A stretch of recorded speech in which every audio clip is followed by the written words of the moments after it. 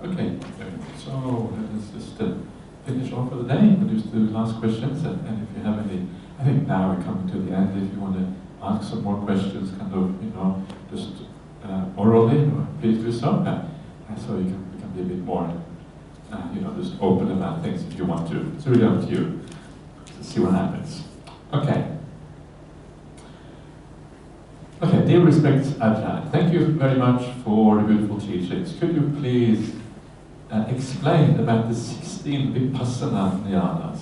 Do they come from the Buddha or later addition? Thank you very much. Ajahn, which part of the Pitaka should I read to know the 16 Vipassana jnanas? Sadhu. Okay.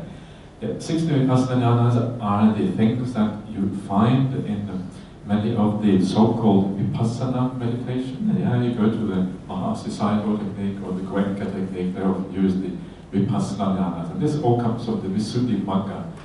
Visuddhimagga is this big manual of Buddhist practice, which was written by a monk called Venerable Buddha Gosa, who lived in Sri Lanka in about the 5th century AD. And he wrote this book. And you don't find them in the sutras. You find a few things that are a little bit similar in a few places, but mostly you don't find them at all, and you don't find them the way they are, certainly not the way they are explained in the Visuddhimagga.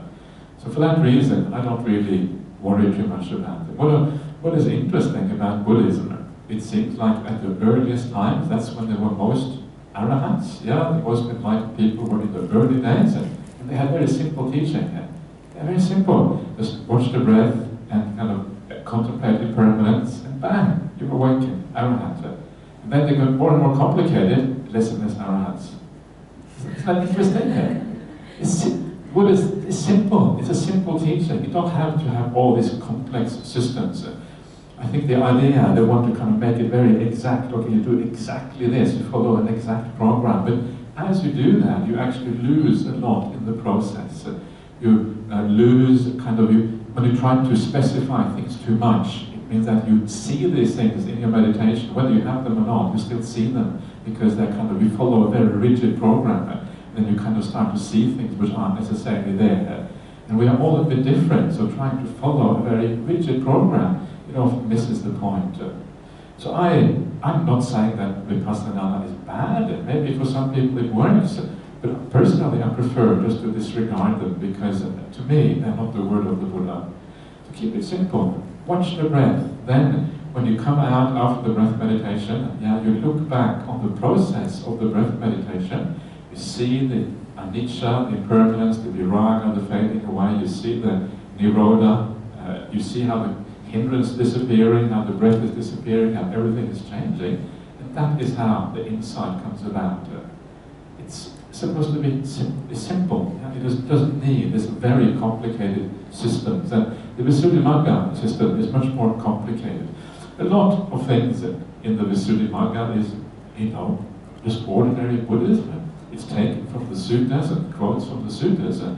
There's also quite a bit that is added. And especially the Vipassana jhana is one of the bits that is added the most. Whereas the practice for jhana is pretty much what you would expect, except that they use they use the earth kasina to reach the jhana experience. And in the suttas, you almost never hear anything about the kasinas.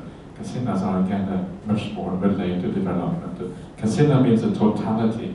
It's using a certain visual device to, for example, you have a plate or something like that with earth on it, a very kind of simple plate, or you have a color, and you watch that, and you watch it so fully that eventually takes you into samadhi. It's kind of kasina practices. But they're not really explained by the Buddha anywhere. But in the Visuddhimagga, that is the main method, certainly, for meditation.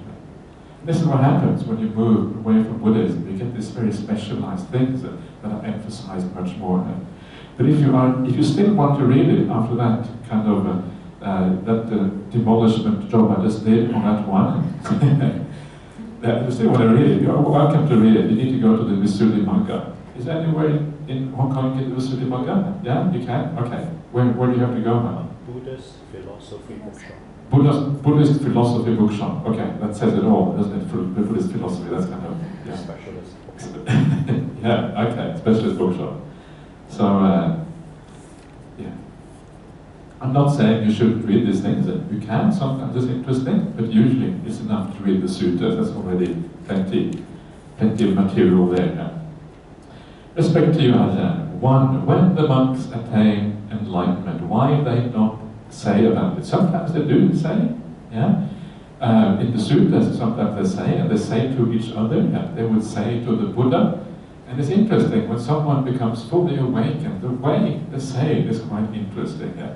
They don't say, I am awakened, because that kind of goes against the grain of conceit and self-view, that sort of thing. Yeah. They say more something like, oh, all the defilements are disappeared, or when someone, they give an expression of it which is kind of different from saying that I am awakened.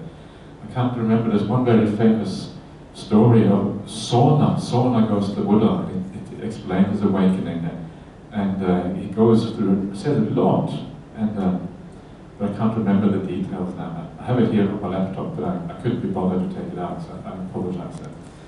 But so they say it to each other, but they don't say it to the lay community. Yeah, this is the difference. And I think there are some very good reasons for that. Once you start talking about these things, then it becomes like a competition. It becomes much more difficult to.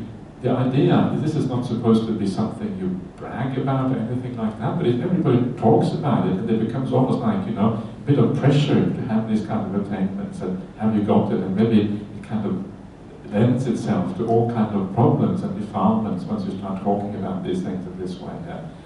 And so it is much better in the long run, because you can't trust it anyway. Even if someone says I'm enlightened, you can't really trust that because people get it wrong all the time. So just watch, observe for yourself. If you see good qualities, then there is grounds for having some confidence. Yeah. So observe over a long period of time. Observe again and again. And then over time, if you see consistency there, if you see the right attitude, the right things, not too many defilements, ideally no defilements. If you see that in the long run, it's grounds for having confidence. And don't just listen to what other people say, because everyone's teacher is an arahant. You know what I mean? You go to Thailand, and people say, who's your teacher? Oh, my teacher is arahant so-and-so. They're all arahants. And the reason, of course, is that we want our teacher to be special. Everybody wants that. So you can read arahantship into it. So there's inflation of arahants. Lots of arahants everywhere. So be careful of the inflationary arahant, because the inflationary arahant is different from the real arahant. So just watch. Trust your own judgment. Don't trust what everybody else says. Most people are pretty clueless. Remember that there is a lot of overestimation and misunderstanding of these things. So just trust your own judgment. At the end of the day, you have to trust your own judgment anyway. As long as you think the Buddha was arahant, you're okay. Ajahn, could you explain more details about the Noble Eightfold Path? For example, right view, knowing the Four Noble Truths. Thank you very much for your beautiful explanation. Well, this is kind of what I've been doing all through the last 3 days, talking about the Noble Eightfold Path, or right view. Everything I've been talking about has been about that, yeah? Right view. We started with the first noble truth. Birth is suffering, old age is suffering, illness is suffering, death is suffering, being separated from what you like is suffering, being united with what you don't like is suffering, not getting what you want is suffering. In short, the 5 personality factors affected by grasping are suffering. This is what it is. This is what I've been explaining over the last 4 days. This is what it means. This is right view. The more you contemplate that, the more you reflect on that, the more you understand it, the more you take it on board, the more you understand the idea of suffering. And there comes a point when you have the full insight into these things. And the full insight means that you fully understand the idea of suffering. You understand the 5 aggregates fully as problematic. Yeah? You understand that craving is the cause for rebirth. All of these things become clear to you. But the most important thing you understand is non-self. You understand that there is no inherent essence in a human being or any other being for that matter. That is kind of the revolution. So when you become a stream ranger, it's like having a revolution inside, kind of a turned upside down. Yeah, everything kind of changes as a consequence. So just go back and listen to these talks again, and then you'll hopefully get more out of this. Okay, next question. Is Mara a kind of asura, as heavenly realm is the highest good realm? Why someone with ill will like Mara can be in a heavenly realm? Okay, is Mara a kind of asura? Not really. Asuras are kind of lower realm. And the idea of asuras is interesting because a lot of these ideas that you find in the Buddhist sutras, they actually come from the pre-existing India.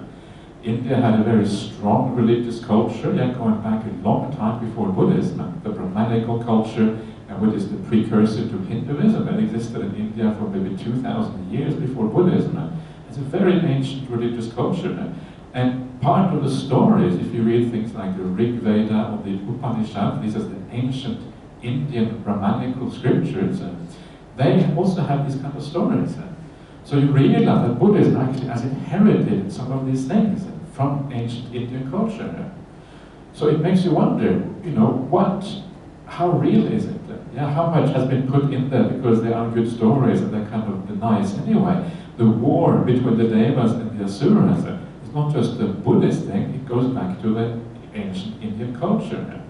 So there's two possibilities. Either Buddhism has just used it because it's close enough to the truth, so just put it in there and it's okay. Or it actually is the truth. It just happens that the ancient Indian culture also have access to those truths, those stories, that there's actually a good explanation of what the world is like. And you can imagine that, well, human beings, we like to fight. So maybe the Devas like to fight a little bit as well then. Maybe the fighting in heavenly realm is a little bit less dramatic. And you can't die, perhaps. That's kind of the nice thing about the heavenly realm. You fight, and then you capture the other side, and then after a while you release them, and you kind of carry on fighting. It's not so dramatic. I don't know if you know about the Nordic religions. The Nordic religions? Because I'm Norwegian. I don't. You never know much about your own culture. That's what I found out. I never knew enough about Norway. People ask me, I say, I don't know anything about Norway. You always know more about something foreign because it's kind of more interesting. So when people ask you, you feel a bit embarrassed because you don't know anything about Norway. But I know a tiny little bit. And the Nordic culture, the Nordic religion was about, Odin and Thor. Probably heard about it now because now you have all these movies, the Marvel movies with Thor and all these kind of things. So everybody gets to know about these things. But their idea of heaven, which was called Valhalla, Valhalla was the Viking idea of heaven. You kind of go to this heavenly realm, and then when you go there, you drink and you fight. It's the kind of idea of heaven. But you can't die, so you fight and fight and fight. And you always kind of, in the morning, you wake up, you continue more drinking, more fighting. And it goes on like that. I don't know how long, for eternity perhaps or something. That's what their idea of heaven. It's completely crazy, isn't it? How can you have that kind of heaven? But it's similar to what you find in the sutras here. The gods and the asuras fighting is a little bit the same. You can't really die, you just carry on fighting in a sense. It's a similar kind of thing. The other thing which is interesting about the Vikings, they also had an idea of hell. But in the Viking idea of hell, it was a cold place. If you come from Norway, it's cold. In the winter, it's like snow and ice and minus 20 degrees. It's too cold already. So your idea of hell is going to be even more cold. That's kind of the idea of hell. It's already too cold. But if you come from a tropical country, or even from Hong Kong, where it's hot most of the time of the year, it's too hot usually. Of course, hell is going to be a hot place because it's even more hot. So you can see how these things are culturally bound. It's kind of fascinating. So is it true? Well, it's still probably true, but truth itself is often relative, depending on your background, depending on these things. And very often it shows you that we create the truth ourselves. Some of these realms are mind-made realms. So we create them, we make them, and then we go there as we create them, and we think we deserve these things. So is Mara a kind of asura? According to the Buddhist ideas, no. According to the Buddhist, Mara is much higher up, in the very highest kind of heavenly realm, the Parva Nimitta Vasavati realm. It's called just before the Brahma realm. That's where Mara is supposed to be. That's what they say in the commentaries. It doesn't actually say in the sutras. The Buddha didn't say it. It's from the commentaries. Is it true? I don't know. I have no idea whether it's true or not. But is it possible that someone like Mara can be in the highest realm because Mara has ill will? But I don't think Mara has any ill will. There isn't all that much evidence that Mara has ill will. Mara is more like a control freak. Mara is someone who wants to bind people to samsara. Mara is like the tempter. Yeah? If you kind of get tempted by some sensual desire or whatever, that's kind of called Mara in the sutras. Mara comes and tempts you. Remember Mara in the story of the Buddha, he had 3 daughters. They were called craving, desire, or an attachment, or something like that, raga, or whatever. And these were his daughters. Yeah? So it's a tempting situation. Yeah? So the monks and the Buddha were tempted by these things. So it's a sensual realm. Well, you have sent for the bhikkhunis. The bhikkhunis, you have Mara comes to the bhikkhunis and says, "Oh, bhikkhuni, are you practicing like this? Yeah, forget about this kind of hard practice and instead kind of come back to lay life again." So Mara is the one that tempts you with samsara, with the sensual pleasures. So Mara is more like on a power trip than really on ill will, and that might still be possible perhaps in this higher realm. But don't take these things too seriously. Yeah, they are a rough description of reality. Reality is roughly like that. But reality is flexible. Reality is always changing. Yeah. These things aren't set in concrete or in stone. They are pliable things. Okay. Respects to you, Ajahn. Some say the last part of the sutta, God realms, the teachings of the Buddha is not works today. Is it true?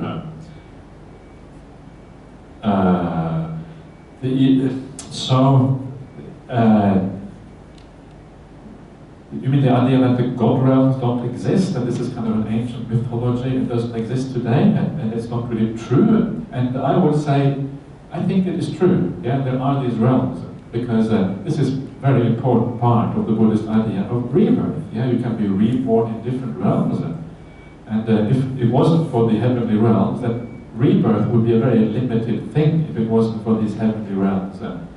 But they're not very strange. Remember that the reason they sound so strange is because they are described in the ancient Indian idea of these realms. But because these are largely mind-made, yeah, if you die in the heaven realm, it won't be like it was in the end. It would be a different kind of heavenly realm. It will be made according to your ideas instead. So you're not going to go there and suddenly go back in history 2,500 years. It's not going to be like that. It will be more like made to a modern kind of idea. I don't know, what is the modern ideal in Hong Kong of a heavenly realm? Is it kind of, I hear it, kulturcenter? Yeah, kulturcenter maybe? I think it's pretty universal. Yeah, these days it's pretty universal. Probably just means a lot of nice pleasures and maybe some of the modern pleasures or whatever, yeah, because the world is pretty small these days. So definitely there are heavenly realms, but don't take it too literally. They are not necessarily the way they are described in the sutras. They're going to be pleasurable, they're going to be more happy than the human realm, but more according to modern ideas. Some places teach only vipassana. Does it work without samadhi?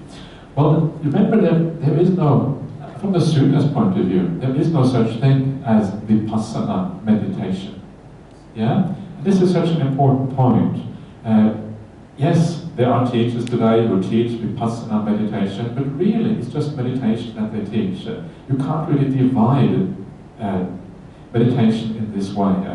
What you do is you watch the breath, and when you watch the breath, 2 things happen. You get samatha and you get vipassana.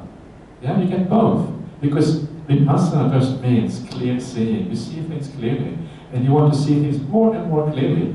And the highest kind of clear seeing is wisdom. It's eventually enlightenment. That's the highest kind of clear seeing. And as you practice, you build up, both of these build up more and more. You get more samatha, more calm, and more vipassana, more clear seeing. So all you have to do is you have to do bhavana. And when you do bhavana, both of these things kind of happen at the same time. Yeah? So If you look at what they do at Vipassana retreats, they do mindfulness of breathing, they watch the feelings of the body, yeah? Are these things under Vipassana or under Samatha? They are both. If they work, they are both. Because both of these meditation techniques, if they work, they make you calm, they make you see things clearly. Yeah? It's just a different object, that's all. A different way of focusing. That's the only difference. So I find all these things a bit misleading. It's just a label. Yeah, Vipassana meditation is just a label. It doesn't actually mean that what you do is any different. So sometimes you do different things, and sometimes it's one of the problems with the Vipassana meditation is that they focus much more on the Visuddhimagga, the Vipassana jhanas, and these kind of things. That to me is the main problem, because it is more uncertain. But the idea is just practice meditation. Don't worry about it. Don't worry if it's called Vipassana or Samatha. This is so misleading. Yeah, it doesn't really make any difference whatsoever. Watch the breath. The Buddha says, you watch the breath and you get enlightened. That's all you have to do. Of course, when I say all you have to do, I don't mean it's simple. I just mean if you do it fully, watching the breath takes you all the way to awakening. But you do need samadhi on the way, otherwise you can't get there. Dear Ajahn, what does your Dhamma name Brahmāli mean? Okay. So this is interesting. When I got ordained, I said to Ajahn Brahmāli, you know what? Usually the teacher gives you a name, but not in our monastery. Our monastery, Ajahn Brahmāli says, yeah, find your own name. Yeah, I couldn't be bothered. No, he doesn't say it quite like that. He said, yeah, you find your own name, because it's more inspiring when you find your own name, yeah? So then he suggested, well, if you want to find a name, you can go to a place like the Theragatha. Theragatha is a list of all the ancient monks, and there's lots of names in there. Maybe you can find something inspiring. So I did that, and I found Brahmāli. Brahmāli, okay, I'm a disciple of Ajahn Brahmāli, so maybe Brahmāli is suitable, I thought, yeah, because it sounds like Ajahn Brahmāli, so I chose Brahmāli. Yeah. And then I found out later on, I didn't know at the time, that Brahmāli actually means in the lineage of Brahma. Yeah, so it's like a lineage of Brahma, basically, that's what it means. So it means like you are kind of, you know, a descendant of Ajahn Brahma, a spiritual descendant almost. But actually, it is exactly the same meaning as a Brahmavamsa, because Brahmavamsa also means lineage of Brahma. Yeah. So I found out her name is pretty much means the same as Brahmavamsa. That was very strange when I found that out. So that's what it means, the lineage of Brahma. So the idea, you know, the idea of being the lineage of Brahma is to have the same qualities as Brahma. That's the idea. So what are the qualities of Brahma? Well, Brahma viharas. Yeah? Vihara is to dwell or to meditate. You dwell or meditate like Brahma. The Metta, Karuna, Mudita, Upekkha for Brahma viharas.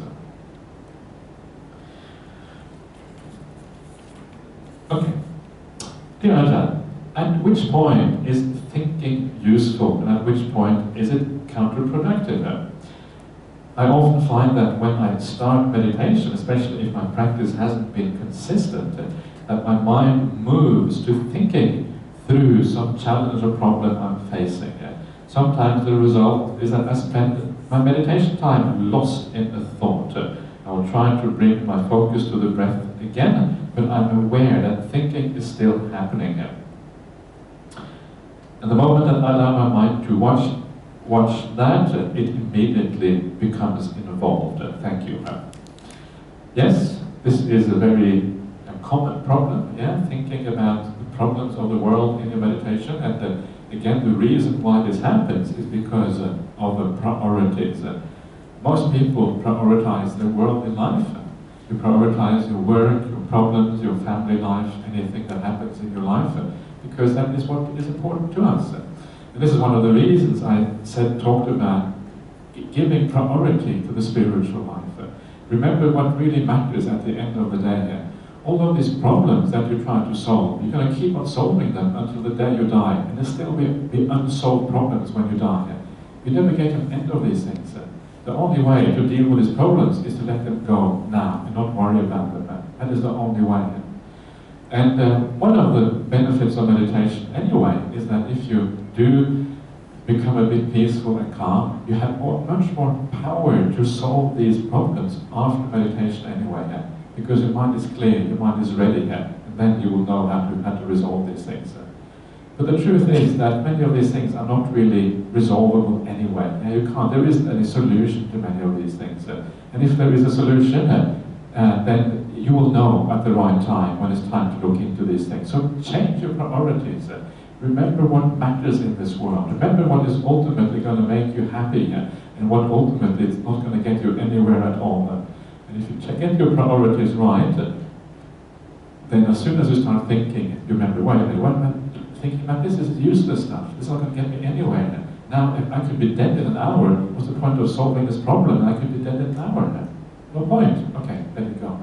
This is the idea of the death contemplation, to remind you of how ever-present or ever-possible death is, and then you can let things go. So use some of these ideas that I've been talking about during this retreat. They are actually, they may seem simple, but they're quite powerful. Reflect in that way. If you find that your mind doesn't want to be with a meditation object, remember what is really important in this life. When you die, all these problems you have solved, you're not even going to think about them. It's going to be completely irrelevant to you. The only thing that's going to be relevant to you when you eventually die are the qualities in your heart and your mind that you take with you into the future. That is what's going to matter to you. And you will feel so grateful to yourself and to everyone else that you have spent your time wisely instead of kind of wasting your time on stuff which didn't have any purpose, didn't have any aim, didn't have any result, didn't have any solution. Most of the problems in the world don't have a solution. Yeah, people say, oh, what shall we do about the problems in Hong Kong? Nothing, there's probably no solution. Yeah, forget about it. Just allow things to unfold. That's okay. Things don't have a solution, there's nothing to think about. It's a beauty. I'm sure you heard about that saying. Ajahn Brahmāli loves this quote. Yeah, there was a famous prime minister in England, apparently he was quite a smart prime minister. He was called Harold Macmillan. It was back in the 1960s. And the Middle East, there have been problems in the Middle East for 3,000 years. They're still going on in the Middle East. Nothing has changed for 3,000 years. Maybe it's more than 3,000. I'm not sure now. 3,000 or more. Yeah, so it's a long time. And always the same problems. The Jews fighting with the Arabs and this kind of things. And so Harold Macmillan was asked, well, things are getting pretty bad in the Middle East, just as they are now. They've always been bad. So what should we do? What do we do about this? And Harold Macmillan, what should we do with this problem? And Harold Macmillan said, there is no problem in the Middle East. And further, what do you mean there's no problem in the Middle East? They're shooting each other, they're killing each other. Should we do something to help it out? And Harold Macmillan says there's no solution in the Middle East. Because there's no solution, there's no problem. Yeah, this is such a beautiful way of thinking. In the world, there is no solution. There may be a temporary solution, maybe things get better for a while, but in the long run, there is no solution. Things will always come back. Things will always get worse, then get better again, then get worse again. What will happen in Hong Kong next? We don't know, but in the long run, there is no solution. By the time you die, there will still be exactly the same problem, maybe slightly different ones, in a different place or whatever, but the same things. There is no solution in the world, because the world is driven by hatred and greed. As long as there is hatred and greed, and there will always be hatred and greed, because that's why we were born here in the first place. So as long as there is a human realm, there will be hatred and greed. These things are what drive these problems. And because they are driven by that, by definition, is no solution. So stop trying to find solutions when there is no solution. Just allow it to be. Just drop it. Help out of the goodness of your heart. Do what is good for the people around you. Be kind, and then do the best you can. But don't be surprised if there is no solution, because that is the long-term reality of the human realm. So try some thoughts like that and see what happens, and see if it works out. Okay, dear Ajahn, in our daily life we commit wrongdoings, knowingly or unknowingly. Is there a way to seek the Lord Buddha's forgiveness for the wrongdoings? Don't get on our book of bad karma. Or can we simply pardon ourselves? Thank you.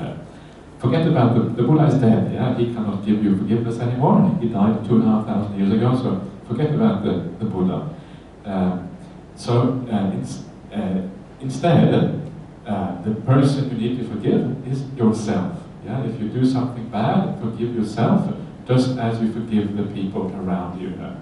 And this is one of the great benefits of forgiving other people. If you're able to forgive others, you're also much better at forgiving yourself. If you are hard against other people, if you're hard-hearted towards them, you're going to be hard towards yourself and not be able to forgive yourself. Because we can't really distinguish between others and ourselves. Yeah? The way we treat ourselves is the way we treat others. The way we treat others is the way we treat ourselves. It's just an attitude that we have. We can't really change that. So for that reason, the best thing you can do is if you make a mistake, first of all, don't get upset with yourself. Yeah? Everyone is going to make mistakes. This is the nature of things. So it's okay to make mistakes. And when you make a mistake, instead of getting upset with yourself, instead of feeling guilty or shameful or whatever, ask yourself, why did this happen? Try to learn something from it. And when you learn something from it, you can find the causes for the problem, you can undo it, and it doesn't happen again in the future. This is the best way of dealing with these things, yeah? Not to kind of push them away or repress them or suppress them or feel bad or guilty or whatever. None of this really works very well. You make a mistake? Okay, make a mistake. Yeah, it's fine. Everybody makes mistakes. And if you didn't make any mistakes, then you wouldn't be on this retreat anyway. You'd be, sitting somewhere in a cave just meditating happily away. Yeah. So it's okay. So this is the first thing, make mistakes. And then if you still feel guilty, or bad about it, then very often, one of the best ways, if it concerns other people, is also to say that you're sorry. Don't be too proud. Yeah? Pride destroys so much. If you really feel you've done something bad, ask for forgiveness. Say, I made a mistake, I'm human, I apologize. Please accept my apology. And any wise person will always accept your apology if they have a little bit of wisdom. And then you feel so much better straight away. You have undone so much of the problem simply by apologizing and saying you are sorry. And then you can also forgive yourself so much easier now. And this is one of the characteristics of the stream enter, the Sotapanna, is that Sotapanna's perfection, they are supposed to be perfect in virtue. Perfection in virtue does not mean you never make a mistake. Perfection in virtue means that you confess your mistake straight away. That is what perfection in virtue means. It's interesting, isn't it? You're not perfect, but actually the confession is the thing that makes you perfect in virtue. So this is the right thing. And in this way, you are reducing the problem, the karma problem. Yeah? It becomes less. Remember, you cannot eliminate bad karma. If you make a mistake, it's going to be there on the balance sheet. Yeah? Bad over here, good over there. So your goal is to make the bad one as small as possible and the good one as long as possible. But you're always going to add a little bit to the bad side. And it's okay. It's not going to be tremendously bad as long as you are practicing in the right way. So don't worry too much about it. If the other side is really long, yeah, the long and good side, if that's really, really long, the bad side will be diluted. It will be less powerful. There's another teaching of the Buddha, is the idea of diluting your bad actions.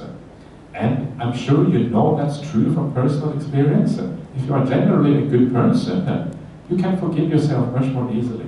Yeah, you can let go of the bad things you do. But if you are generally a bad person, then even small things can impact you in very bad ways.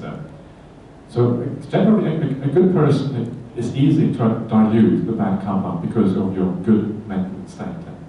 So forgive yourself. But this doesn't mean that you should not worry about your bad actions. Yeah, because I can just forgive myself anyways. What's the big deal? I might as well just do bad and then forgive myself afterwards.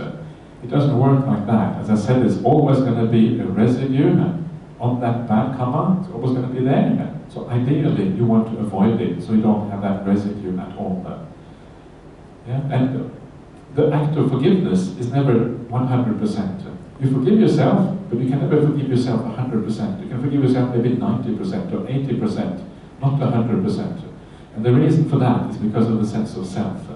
The sense of self will always feel a degree of responsibility for the actions that you did. So if you feel a bit of responsibility, you cannot forgive yourself 100%. Why is that? Well, because we identify with the doer. Only the stream enter doesn't identify with the doer, so only the stream enter is able to forgive themselves 100%, because they see that the actions were conditioned and they're not really responsible. Okay, I hope that makes sense. Anyway, next one. Dear Ajahn Brahmāli, if there are not too many questions, there are not too many, that's good. So, could you please tell us how you decided to become a monk 25 years ago? If too many questions, no need to answer. I will ask it another time.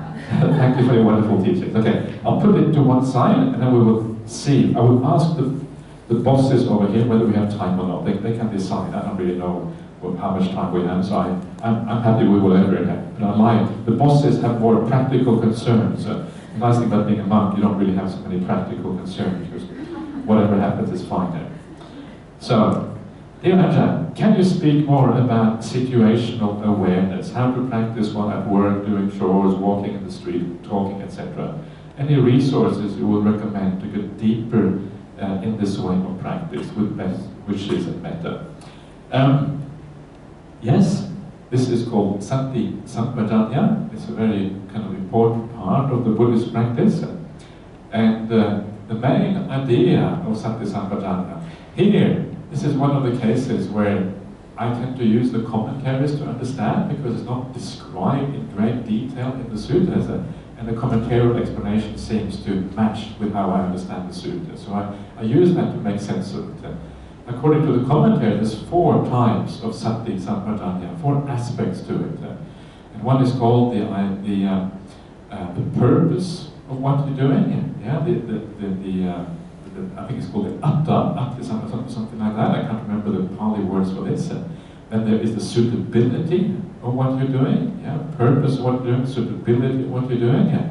And then there is the asammoha, I think, non-confusion. And then there's the gochara, which is like the object that you're using.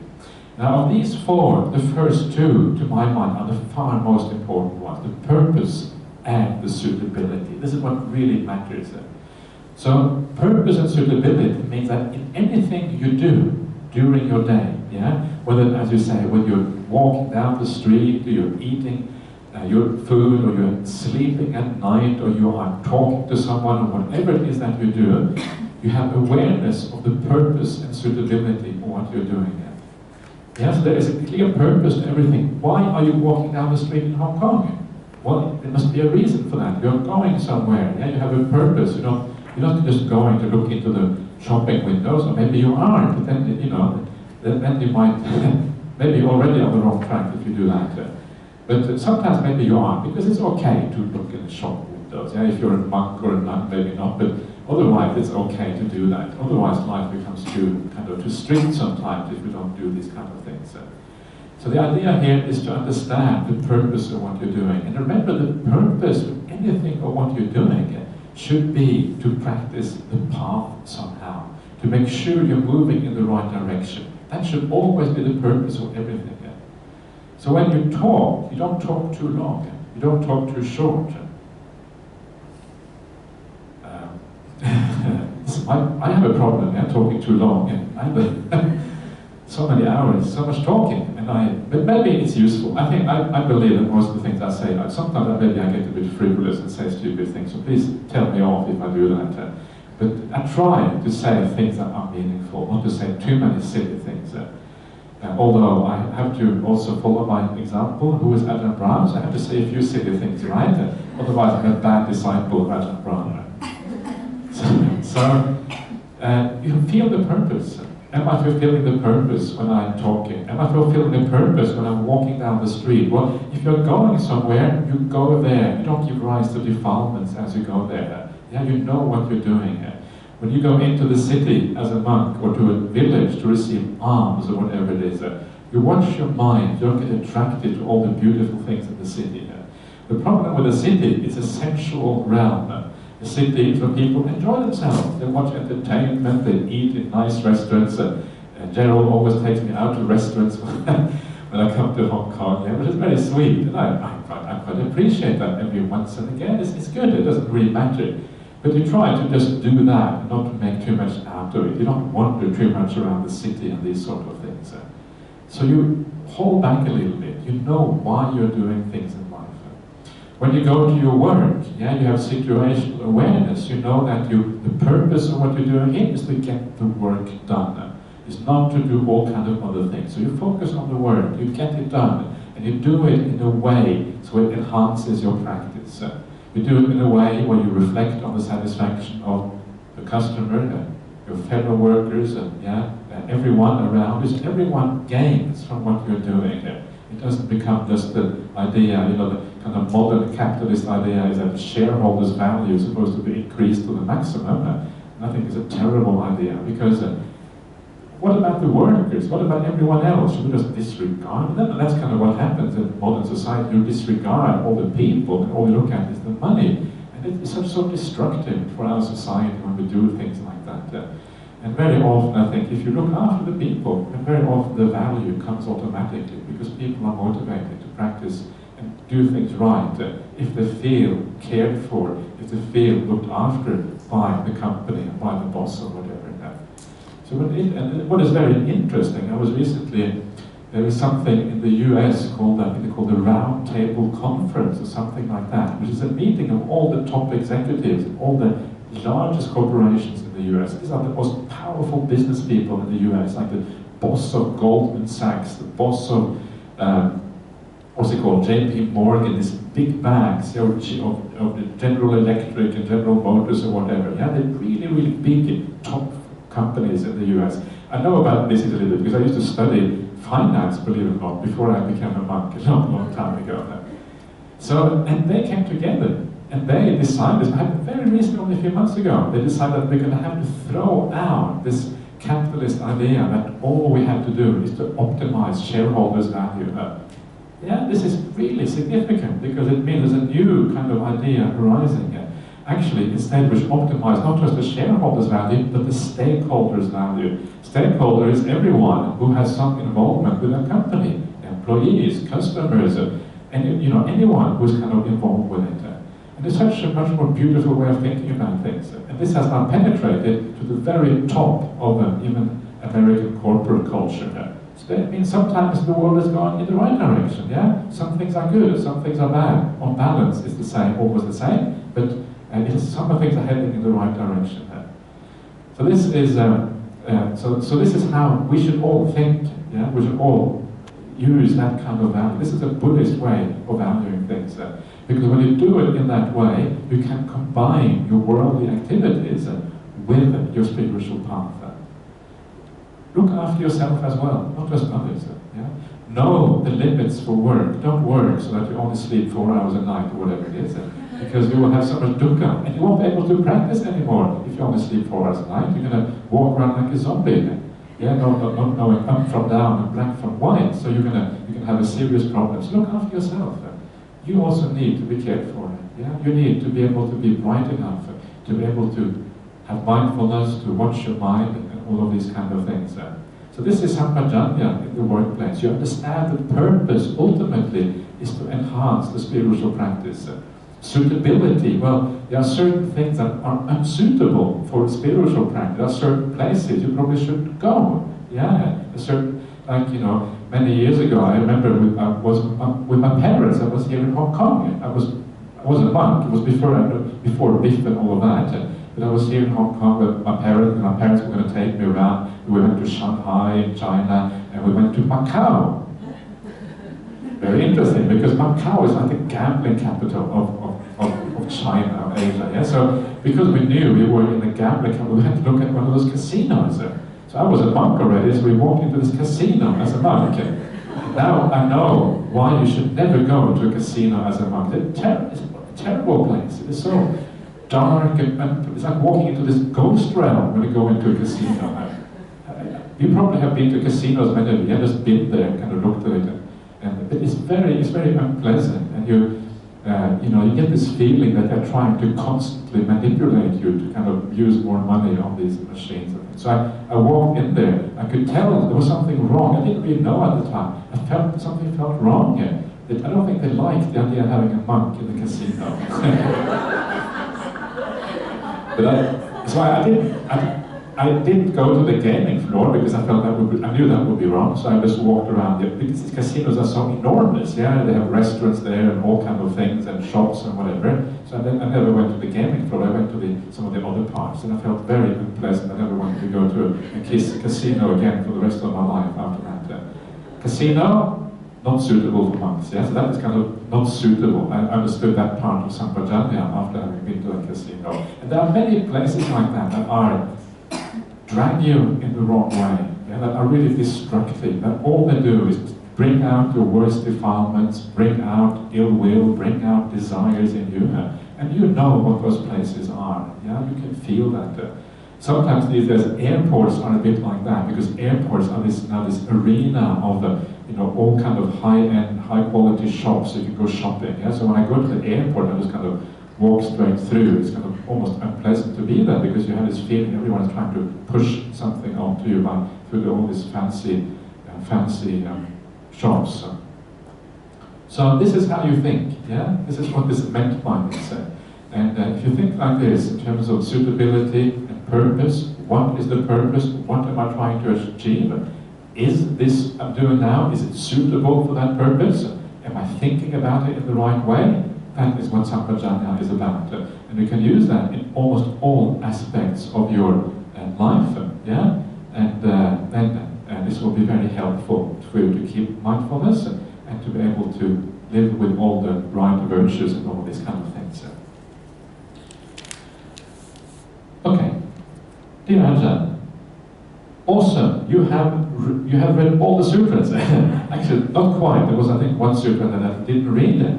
So, but otherwise, I think we got them all. So, yeah, close. Can you give a visual idea of how much by volume all the sutras take?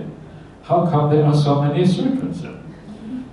Were many written long after the times of the Buddha? Then what makes the difference between sutra and commentaries? Thank you. Visual idea of how much by volume, okay, visual idea, sutras, like that. Yeah, if you put all the books together, it's about maybe that long, all the sutras. Something like that. In the Agamas, interesting, it's only that much. I think the Chinese is much more compressed kind of language. Chinese is very kind of, each character means a lot, so you can compress everything much more or something. Yeah. So that's why Chinese is more efficient. Maybe efficient way of reading the sutras. But so it's quite a lot, and most of that you find there is actually the word of the Buddha. Yeah? So if you want to know what the word of the Buddha is, four Nikayas, long discourses, middle-length discourses, connected discourses, and numerical discourses. 4 Nikayas. This is really the word of the Buddha, and a little bit more than that. Yeah? There's a few collections known as the Udana, which probably is partly the word of the Buddha, only partly. Dhammapada, Sutta Nipata, probably as well, parts of that, but the 4 main collections is the main thing. And then the Vinaya Pitaka, a fair amount from the Vinaya Pitaka. This is the word of the Buddha. So we can imagine if someone like the Buddha was teaching every day, it does add up to about that much, yeah? It does, because if you teach every day, after a while you have given a few thousand talks, and there are a few thousand sutras, so it kind of makes sense. So it's not unreasonable. But there are lots of so-called sutras. I notice you use the word sutra and not sutta. Sutta is kind of the Pali, and sutra is Sanskrit. Lots of sutras that are not the word of the Buddha. So if you go to the Chinese Buddhist canon, yeah, written all in Chinese, and if you go to all the Mahayana sutras, they also exist in Sanskrit as well as Chinese and in Tibetan and many others. You have to go to that small section known as the Agamas, yeah, equivalent to the Nikayas. That's where you find the Buddhist teachings. All the other stuff, even though it says this was spoken by the Buddha, it was not spoken by the Buddha. And perhaps you think I say that because I'm a Theravada monk, yeah, so I cannot dismiss those bad Mahayana people, yeah, because I really don't like Mahayana people. Maybe that's what you think, but not really. These are the results of modern scholarship. Everybody knows this is true. There's a famous Taiwanese monk called Yin Shen, yeah, very famous in Taiwan. He was the one he came from mainland China originally and he moved to Taiwan at the time of the civil war and things in China. So he went to Taiwan, and then he is the main spiritual person behind the 4.Shan and many of the other big kind of Buddhist groups in Taiwan, 4.Shan and or my mind is a bit blurry now, I can't remember these things, but you know, all the Dharma Mountain and some of these things are all inspired by him. He's one of the most famous Chinese Buddhist monks anywhere, very, very famous. And he said, he studied the sutras very deeply, and he was kind of revolutionary. And he said that, well, actually, if you want the word of the Buddha, these agamas are actually where you find this is the real word of the Buddha. Yeah, so even he agreed with that. So this is basically, these are the findings of modern scholarship. Everyone knows that these other sutras are later than those early sutras. And you can know that for many, many reasons. First of all, the one reason is because the ideas in the early sutras are the foundational ideas. The other ideas are built upon those basic ideas, so they are a later development in philosophy and thinking. The language, there's evolution in language. The later languages of these other sutras is built upon the more simple language you find in the Pali sutras, or even earlier sometimes. There's an evolution in that. There's evolution in philosophy, in language, etc., etc. You can build up a very, very strong case that these things are later. So everybody knows that. So that's what you have to do. You have to make that distinction between the early sutras and later things. And those later sutras, they are they're not necessarily bad. Yeah, they can still be interesting. Some of them accord with the early sutras, some of them do not. So I'm not they're not necessarily all bad, but if you really want the word of the Buddha, if you want to make sure, I would always recommend you to come back to the early sutras, the four decline. That's where you really find the Buddhist teachings. So when I talk about these things, I'm not so interested in the Mahayana sutras. I don't really know much about them. I've never really read them. I wasn't really all that interested. I read a little bit, tiny little bit here and there, but not very much. Not so interested in the commentaries. Not so interested in the Abhidhamma, not so interested in the Visuddhimagga, not so interested in modern Buddhism, whatever it is. I'm basically interested most of all in the word of the Buddha, because that is the basis for everything else. Of course, it is impossible to dismiss everything else, so you have to take it on board sometimes, but that is kind of the focus. So, so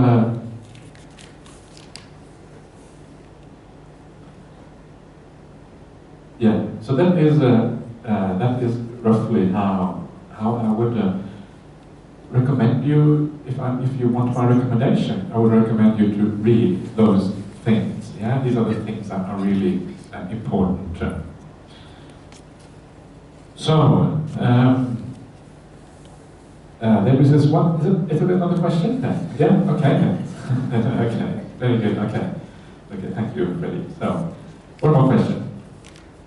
Respect to you, Ajahn. In the Satipatthana Sutta, there is a practice of the asubha to contemplate of the death of the body and so on. Dear Ajahn, to practice those objects, how can we practice? Should we go to the cemetery or just by imagination? Thank you very much. You can do these things by imagination. Don't have to go to the cemetery. Yeah, and if you look at the I think the 31 parts of the body.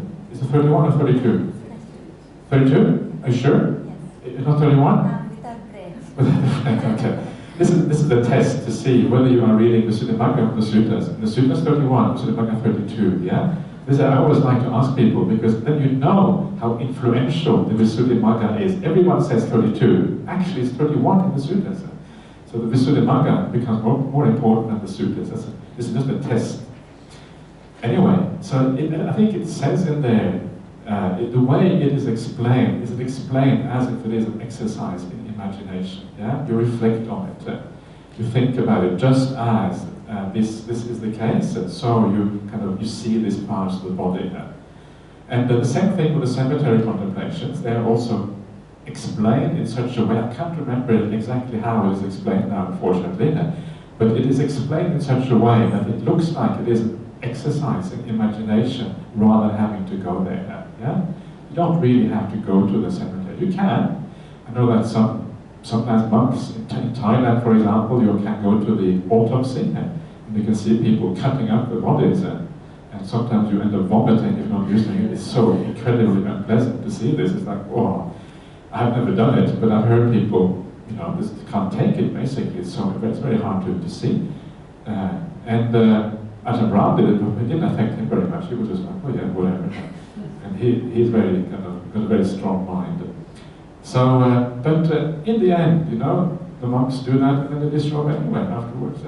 Yeah, doesn't have that kind of, it's not seeing it visually, you have to internalize it. And for internalizing it, you need to kind of imagine these things, and that's how it becomes powerful.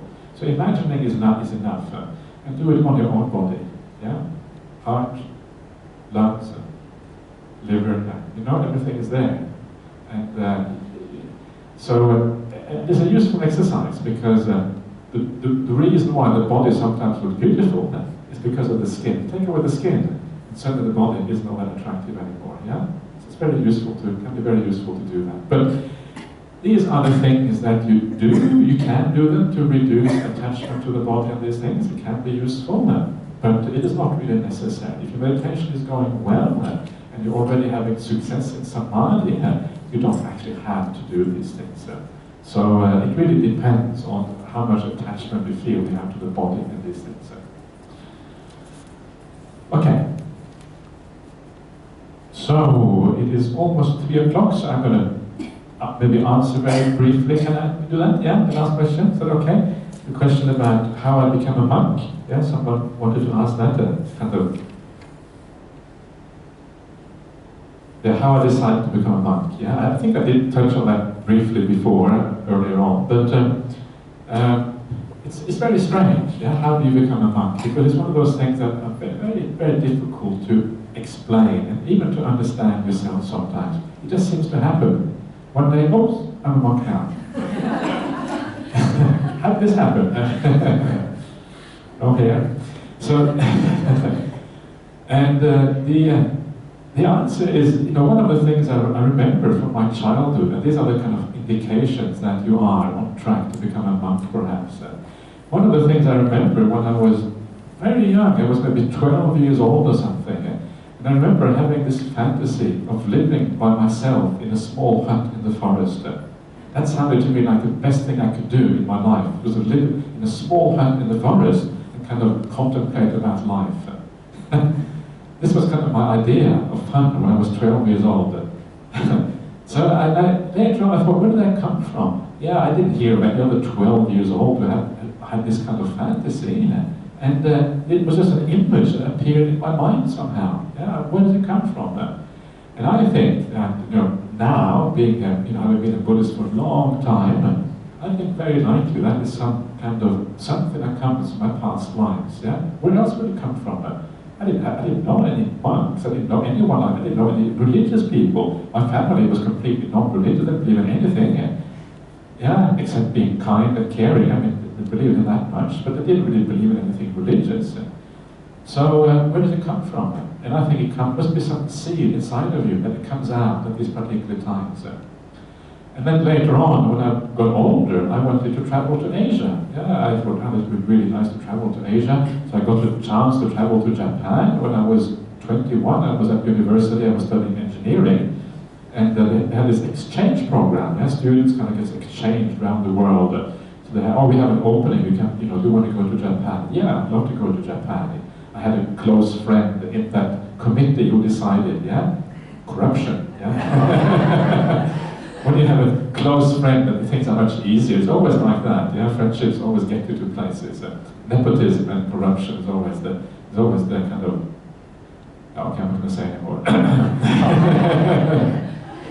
So I got the chance to go to Japan, and that's when I read my first book on Buddhism. Yeah, I went to Japan, I went to Kyoto, the ancient capital of Japan, I went to Nara, the even older capital. I saw the Buddhist monasteries, I saw the giant Buddha statues everywhere in these ancient capitals. I read my first book on Buddhism. That was published by a Taiwanese organization called the Corporate Buddhist Organization. That kind of well-known publisher in Japan. They had these books in the hotel rooms. Like in the West, you have the Bible in the hotel room. In Asia, they had this Buddhist book in the hotel room. So, oh, interesting. Okay, so I started reading Four Noble Truths, Eightfold Path. This is very interesting. It was a little bit too, the way it was phrased was a bit too religious. But that's why it didn't attract me so much. It was too much kind of super normal powers, all kind of weird stuff. So I think that they didn't really succeed in creating a proper missionary book, because it was too much cultural Buddhism rather than good Dhamma teachings. They could have done a far better job of it. So I wasn't that attracted to it, but there were some things about it that were quite nice. So this is how things started out, yeah? This was very interesting to me. Then when I got back to Norway again, one of my very best friends, who has later on become super duper successful in his career, all these kind of things, he's really super smart fellow, he had a book on meditation practice. He said to me, here, read this. I said, okay, thank you. So I got this book, it was about breath meditation. So I started doing breath meditation. It's weird how these things come together. Yeah, you don't really understand. How does these things kind of randomly come together? And this was written by, because he's one of these people who was interested in everything, so he would do all kind of things. So he would kind of give me this, yeah? This is the nice thing about being friends with people who are different and who kind of look at the world in different ways. You get input you don't get from anywhere else. So he gave me this book. This was it wasn't a religious book, it was a secular book on mindfulness of breathing. So I tried it out and had some really nice results. I thought, wow, this is really cool. Yeah, I was still just a university student, but had some really nice results. And then later on, I continued my studies. I was studying in London, I was studying finance in London. Of all things, you can imagine studying finance in London. And I felt this is really meaningless. What am I doing this for? This doesn't make any sense. And I thought back to the time I had meditated before. This is what I want to do.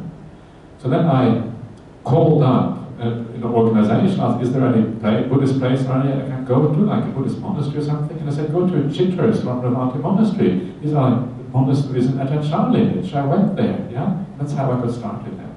And then gradually I heard about Ajahn Brahmāli eventually, and I said, okay, Ajahn Brahmāli is my teacher, so I went to Australia. This is how it happened.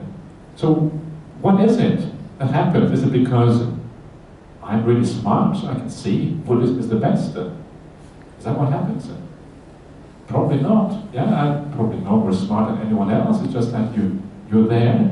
So what is it that's going on? And I think that what I think is going on, this is what I said before, is that it's awakening something that is already inside of you. The seed is already there. Yeah, you already have some understanding of these teachings deep inside of you. And it awakens that seed, and you recognize there's something here that is very powerful. And then, where does that seed come from? Well, it might come from a past life. Yeah. So that's why I'm pretty sure I would have been a monastic in a past life. And as I said the other day, I said that maybe I was a nun in the past life. Quite likely I was a Buddhist nun. Why not? Yeah, this is kind of life. You change from one gender to another one. You move around one nationality to another one. That's what I think now. So it's not that I'm very smart. It's not that I'm very spiritually advanced. It's just that I have a habit from the past. And I'm following that habit. It happens to be a good habit, but it's still a habit. It's kind of embarrassing, isn't it? I have to admit that. It's just a habit. People think, wow, you're a Buddhist monk, that's really cool. Actually, it's not cool at all. It just happens. Yeah? Just habitual things happening there. It's such a nice way of thinking about it. There's no sense of, you can take away the ego. You can take away the idea that you are special somehow. You're not special at all. Just like everyone else. Just following your habits. It's a beautiful way. It takes away any kind of pride or any stupid ideas about anything like that. So that's why I think I'm a Buddhist monk. But the reason I'm a Buddhist monk now is quite different, because now, after having been a monk for 25 years, having read the sutras and having investigated them, I don't really have much doubt anymore that this is the meaning of life. This is what it's all about. Everything else seems stupid to me. I don't understand anything about how people can just bear to live a completely ordinary life, just work for money and status. To me, seems completely empty and pointless. I don't know how anyone can do that in all seriousness. So now it is very different. Now it is a very strong sense that this is actually what life is about. Once you have found the meaning of life, what else are you going to do? You can't stop being a Buddhist monk and do something else and do something which is not the meaning of life. If you found the meaning of life, that would be completely crazy. If you found the meaning of life, you have to do it, precisely because it is the meaning. It's pretty obvious, isn't it?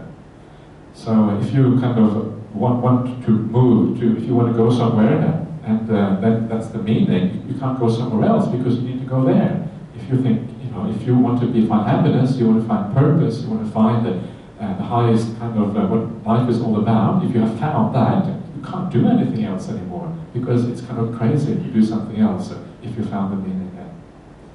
So that's kind of the story. That's why we're Buddhist monks. I hope that doesn't disappoint you too much. But that's kind of, reality is often very disappointing. Yeah? Reality is often so ordinary. Wow, so ordinary. And it's okay, it should be ordinary. Whenever you hear tall stories that are too hard to believe, it probably is because they're not actually true. No? So that's kind of how these things work. Yeah.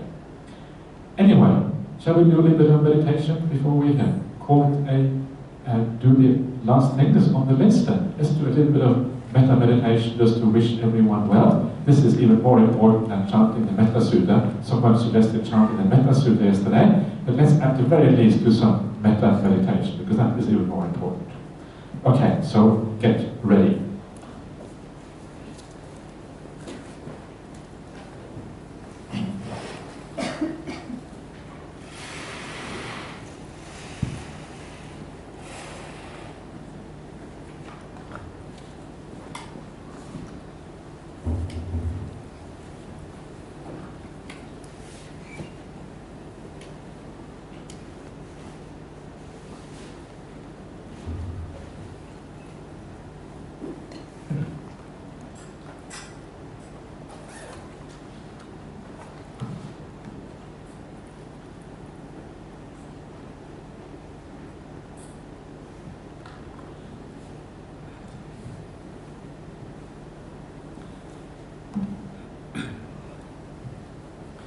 Okay, so as always when we start out any kind of meditation, always take plenty of time at the beginning just to settle down, and especially after a bit of activity, it's important to settle down properly, give rise to a sense of peace and mindfulness, all of this. And that is really the start point of any kind of meditation you want to do, whether it is a metta meditation or a contemplation or death meditation or whatever. Build up that peace and mindfulness first of all.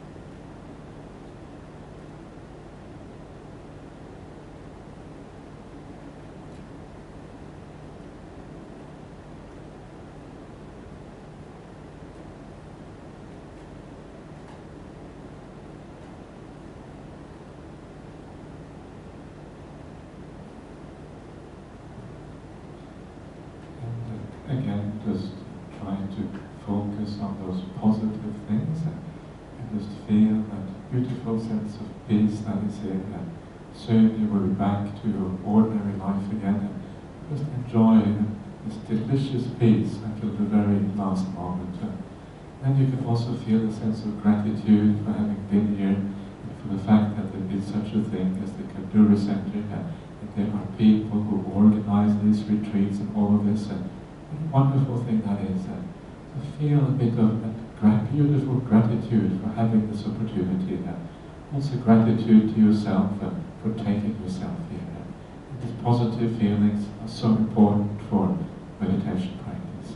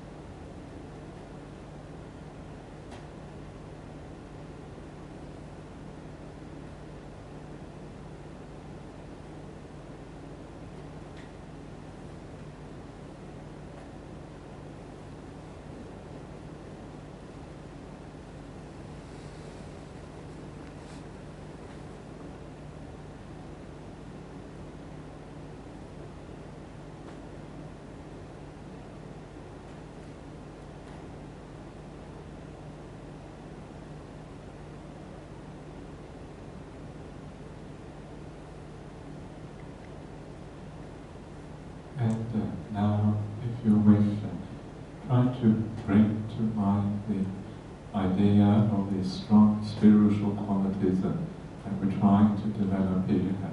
The kindness, the compassion, the generosity, and these kind of qualities.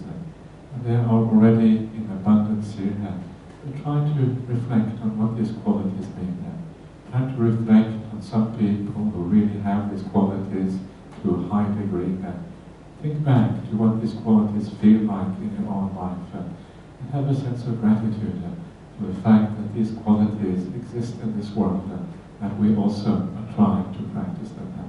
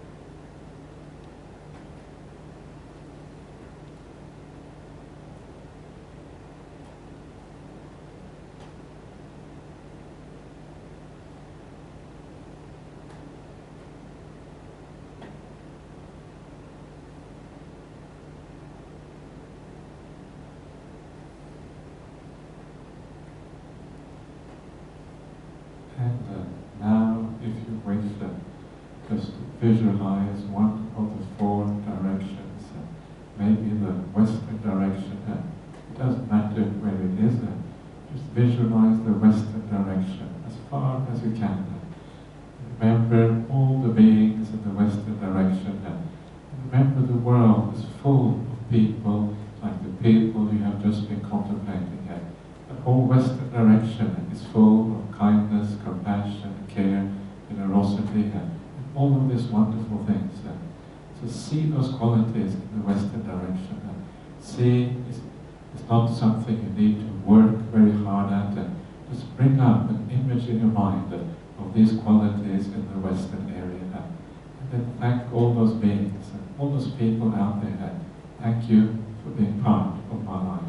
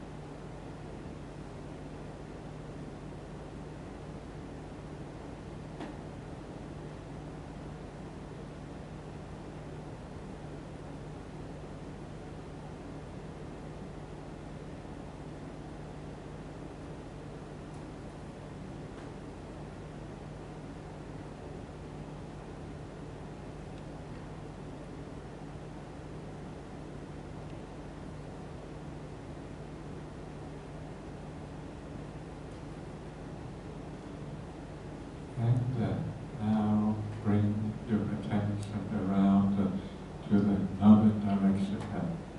And again, remind yourself of all the beings with so many beautiful qualities. Bring these qualities to mind again from your own experience, from the people you have met in this life.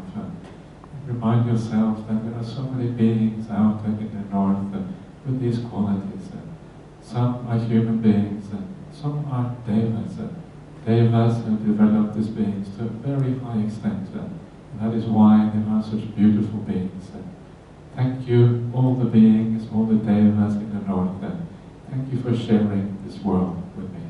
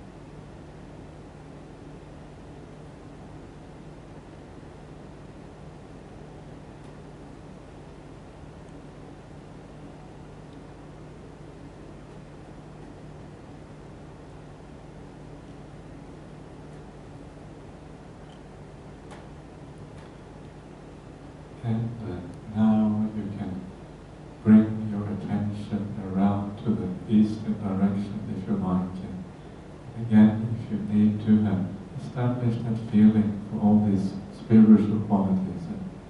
And this time, if you wish, you can also bring in the animals in the world, the animals in the eastern direction, because animals are so much more vulnerable than human beings are. All those animals, they also want to be happy. So mix a bit of compassion into the metta and wish all those beings in the western direction, including all the animals, may you be well, may you be happy.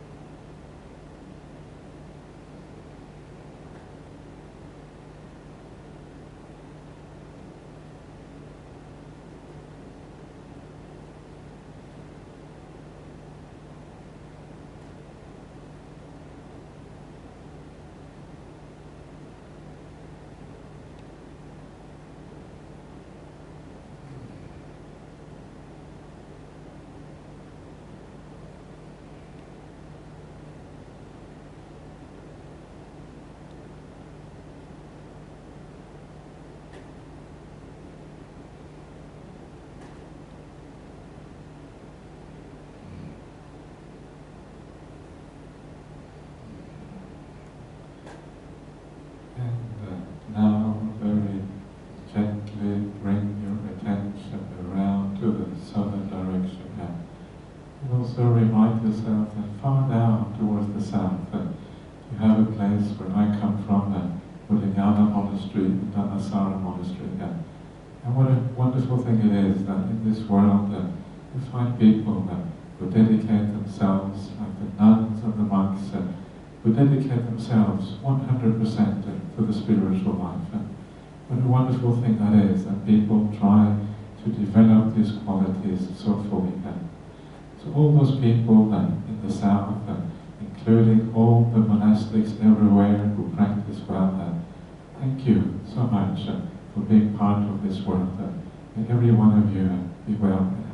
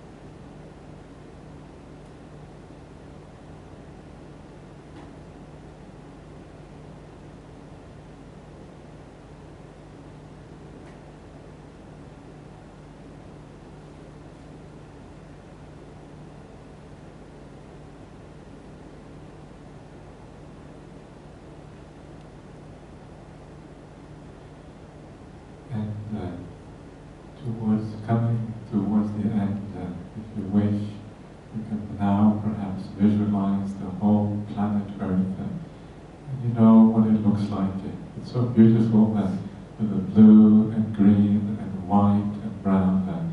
This beautiful planet with all these beings living in dependence on it, visible and also invisible.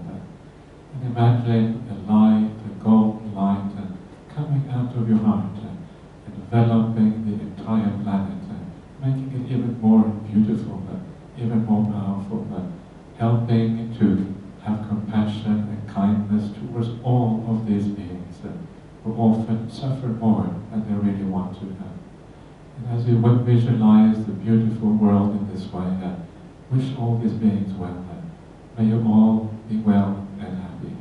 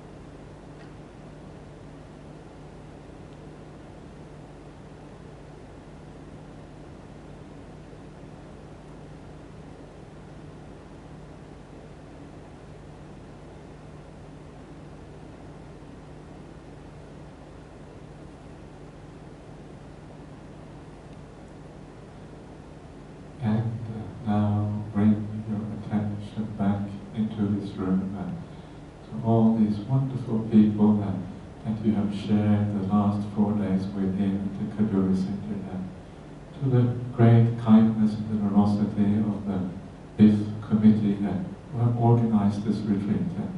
What a wonderful thing it is that people do these kind of things in the world without getting anything in return. It's such a beautiful thing. And thank you to everyone who is here. Thank you for sharing these last few days with me. Thank you for being part of this retreat. Everyone has a share in making these things successful. Every one of you, I wish you the greatest happiness and freedom in this life.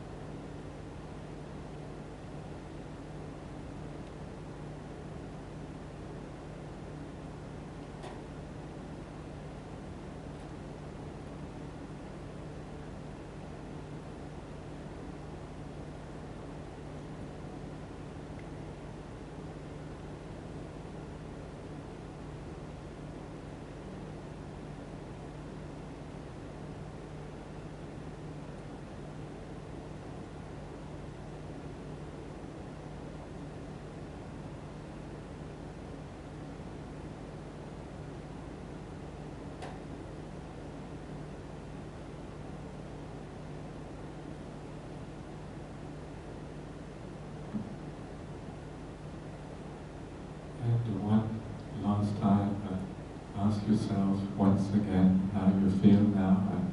And if you feel more at ease, and if you feel that the good states have been cultivated and growing, and again, try to understand how this works and what is the causality behind this. And just take a few moments to reflect on this.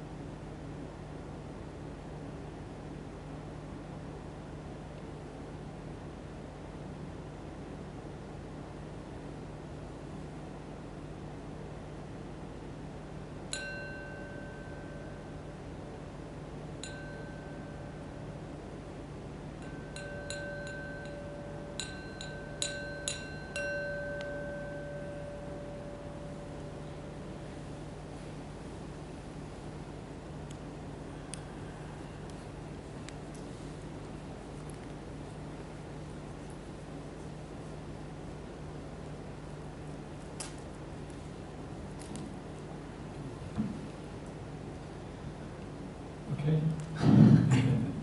Good. So that's it. So I will now hand over to Della. Are you the person? Do blessing? Okay. Yeah, you just tell me what to do now. Blessing next. Blessing. Okay. Blessing. Okay. Right? Yeah, we can just leave it like this. Maybe that's nice. Just leave it like this for now. Okay.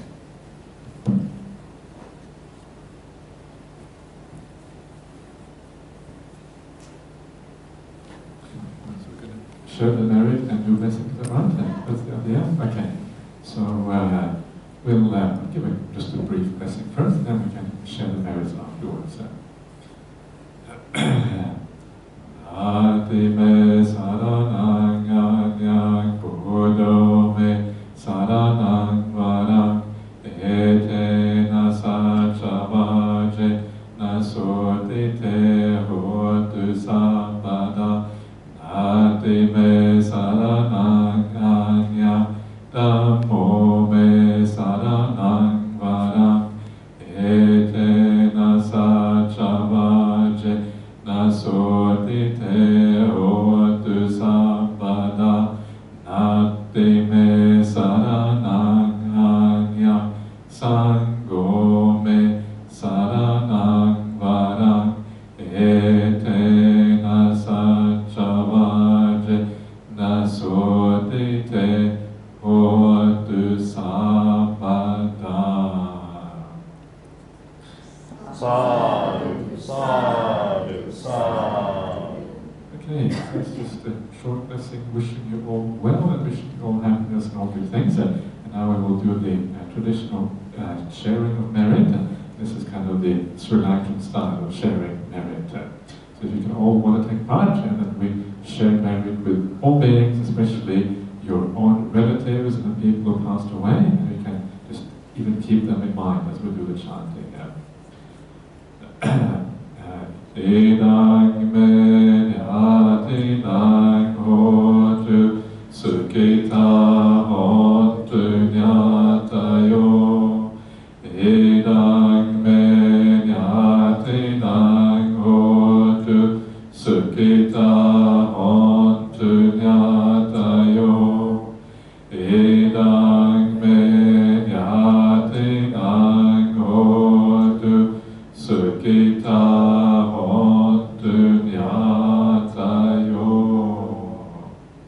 Sadhu, sadhu, sadhu. Okay, good then.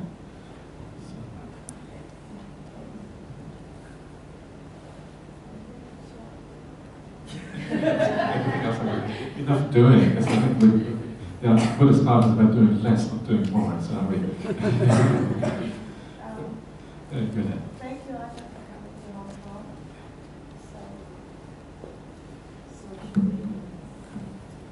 Actually, what we should do, we should always finish off the review of Penga's book to the respect of the Buddha Dhamma Sangha. To do this one last time, now. So let's do this to the Arahant Samma Sambuddha one more time. Now.